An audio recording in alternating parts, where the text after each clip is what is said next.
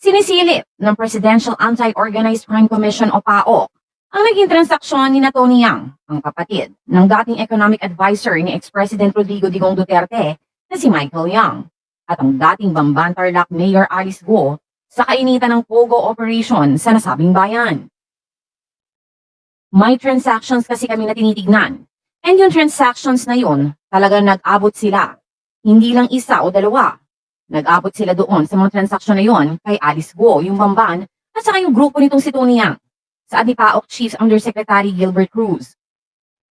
Inimbestigahan din namin yung Antonio Maestrado Lim, and then sa pag-iimbestiga namin, lumalabas na siya pala ay si Tony Yang, ang paglalahad ni Cruz. Si Tony Yang ay naaresto sa Ninoy Aquino International Airport Terminal 3 noong Huwebes. Nakumpiska sa kanya ang halagang 1.4 million na cash, mamahaling mga gamit, isang Chinese passport at Philippine birth certificate na may late registration katulad ni Alice Guo. Bukod sa kinakaharap na arrest warrant sa China dahil sa kasong fraud, si Tony Yang ay sinampahan ng Bureau of Immigration ng misinterpretation at pagiging undesirable alien. Sabi ni Cruz, ginagamit niyang ang birth certificate upang palabasin na siya ay Filipino citizen upang makakuha ng government-issued ID katulad ng driver's license, firearm registration, at permit to carry. Kasing level at modus na ginawa ni Alice Guo para makakuha siya ng identity niya dito sa atin, ang wika ni Cruz. Si Michael Yang ang sinasabing nasa likod ng mga negosyo ni Tony Yang dito sa Pilipinas.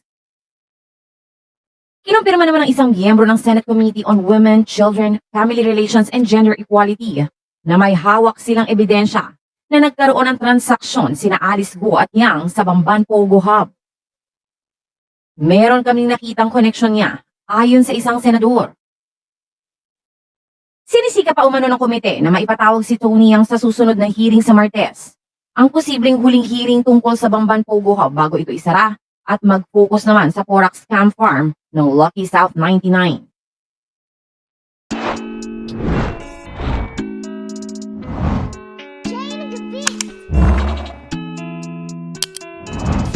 Awitin ng katotohanan. Katigil-tigil at pinagpipilitan ang kanyang pulburo video. Sayang ka ba? No way. No way nga po yung sagot lagi. Sabi ko, may problema.